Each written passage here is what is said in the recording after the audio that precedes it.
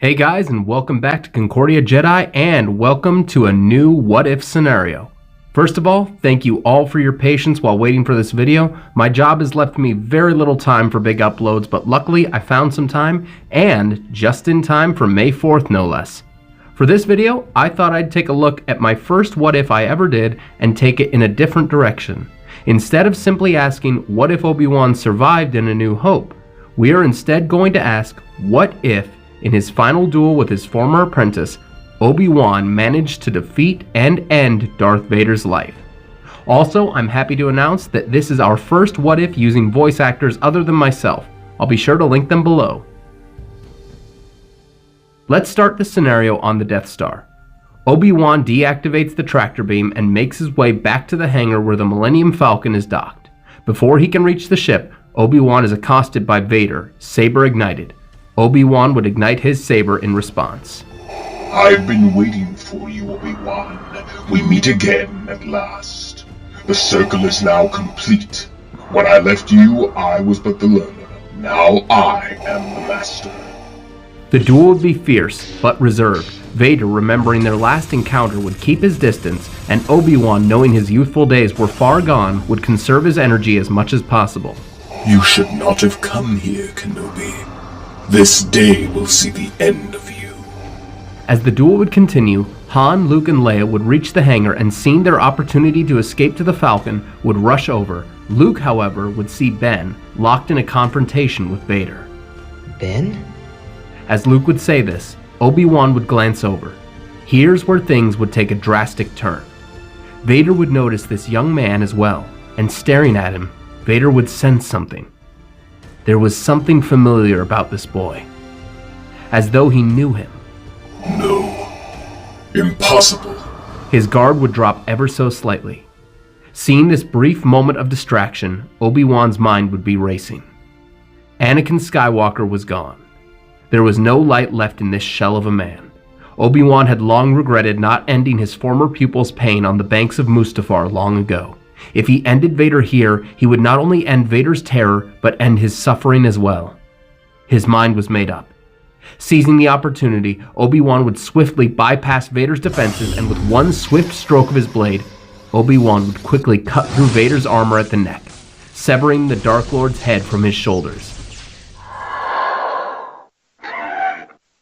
As the Dark Lord's form would collapse, the stormtroopers would open fire on Kenobi. Obi-Wan would quickly deflect as many shots as he could, taking a blast to the arm in the process. Seeing the danger, Luke would fire upon the stormtroopers, giving Obi-Wan the opportunity to regain himself, and with a mighty force push, he would send the remaining stormtroopers toppling to the floor. Han would tell Luke to shoot at the blast doors to prevent any more troopers from entering.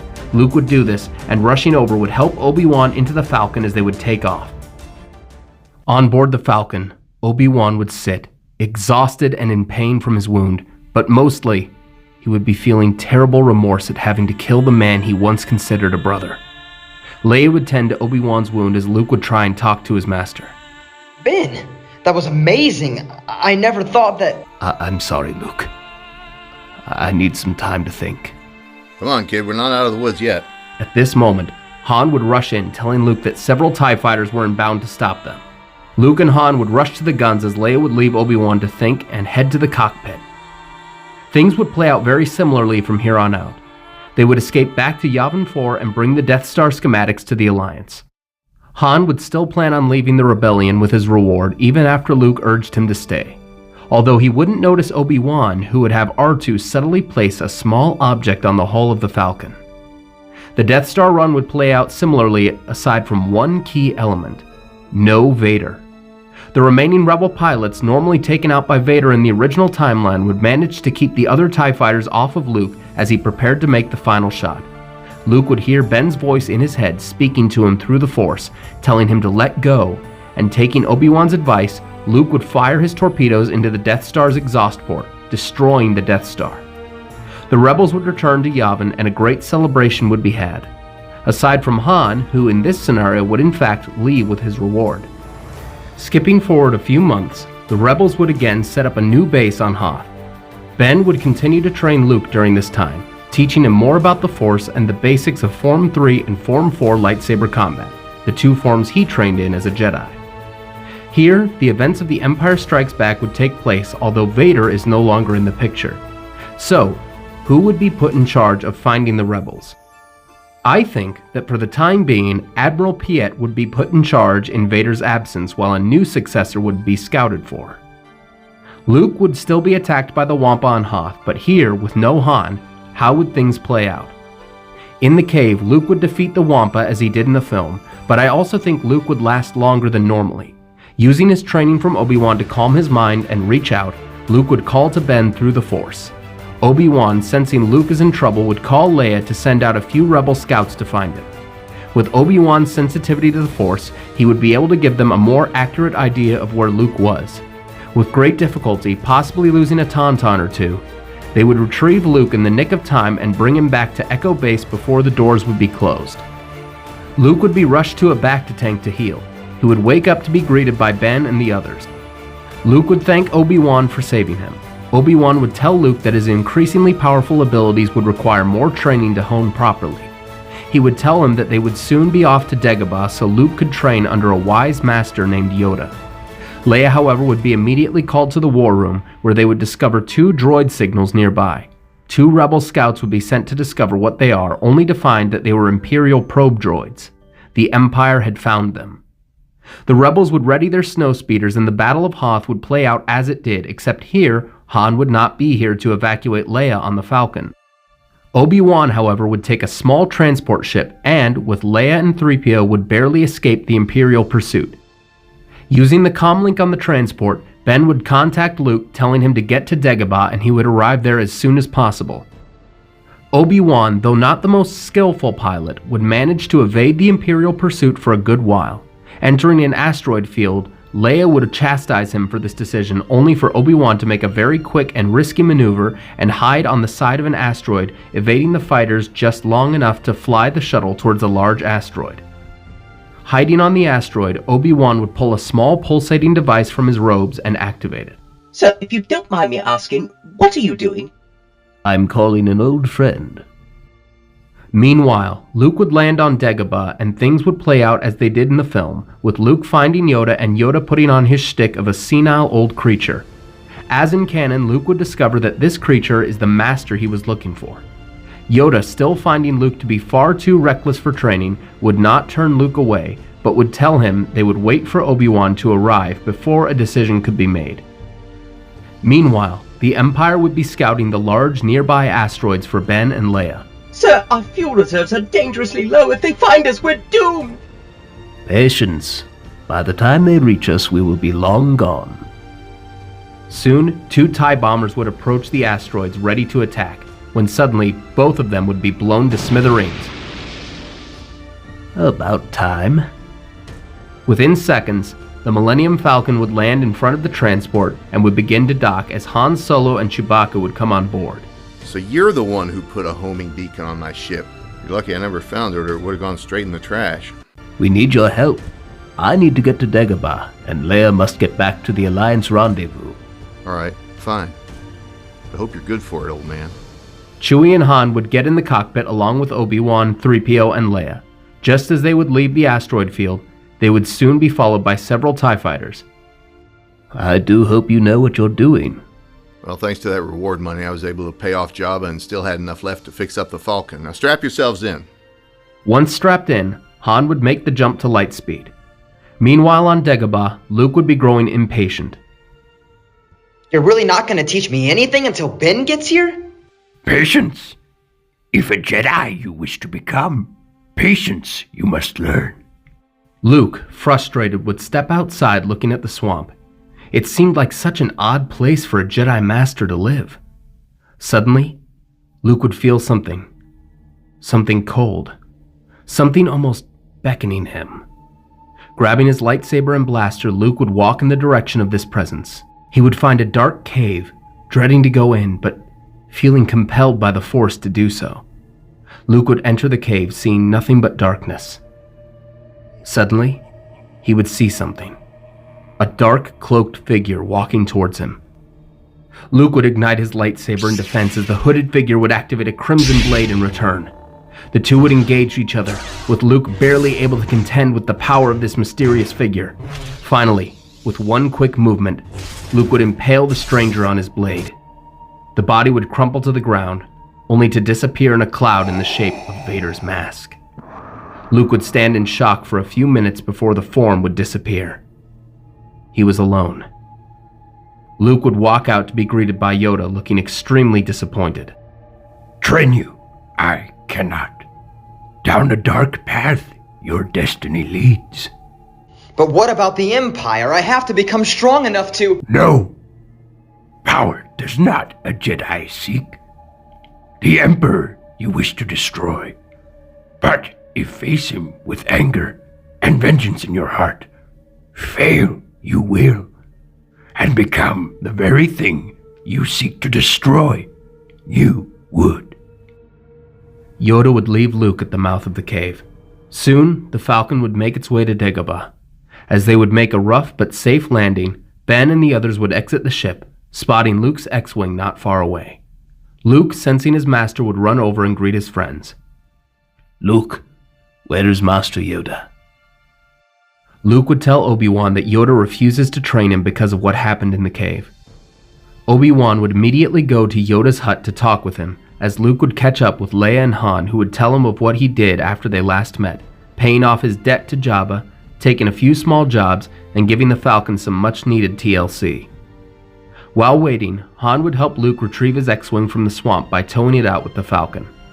After an hour or so, however, Luke would grow curious as to what they were talking about, and would wander over to the hut and listen in. Far too dangerous it would be to train Skywalker. You must understand that Luke is our greatest hope for defeating the Emperor. Vader is gone and his threat has ended. Ended the threat is not. For the blood of Vader runs through young Luke. Should he fall down the dark path as his father did, terrible darkness could he unleash. Luke would stand, shocked and silent. No, it couldn't be true. Ben told him Vader had killed his father. But in his heart he knew it was true.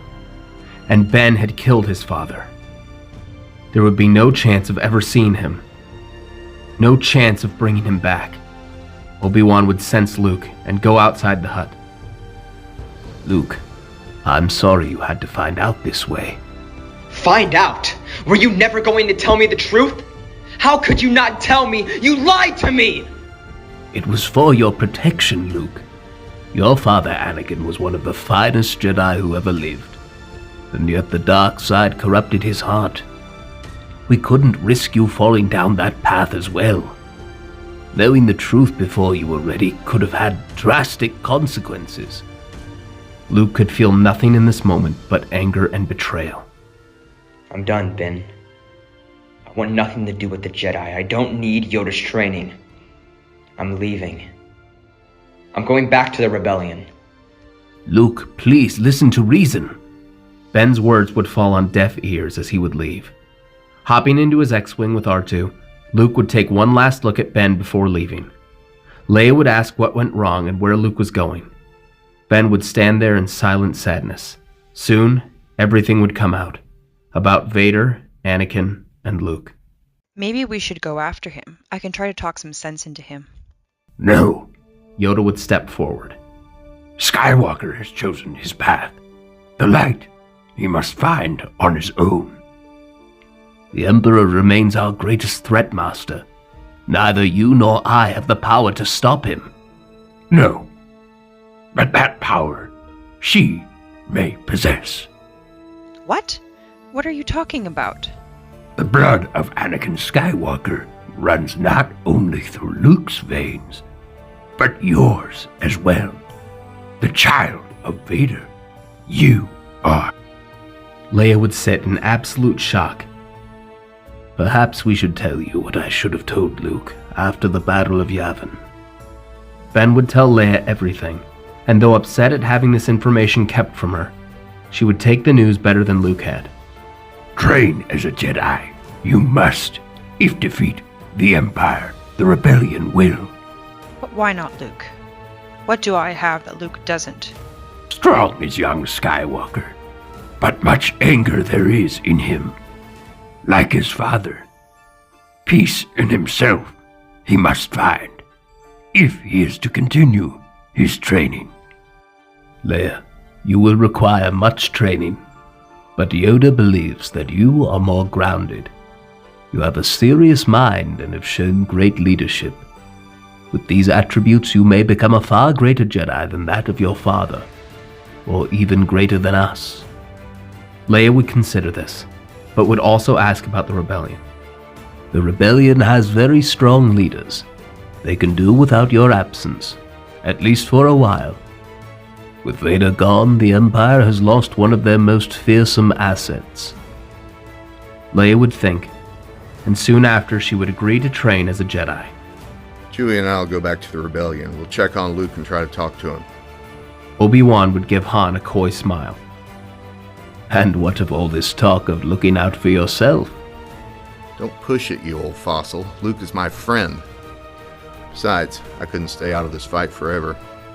When you need a lift off this mud hole, activate this beacon. Chewie and I will be here in no time. After saying goodbye to Leia, Han and Chewie would leave with 3PO, staying behind with Leia. Leia would begin her training in the morning. After a day or so, Han would reach the rebellion's rendezvous point and would land the Falcon in the hangar. After speaking to the rebel security, Han would be taken to Mon Mothma. Well, I must say, we did not expect you to return, Han Solo.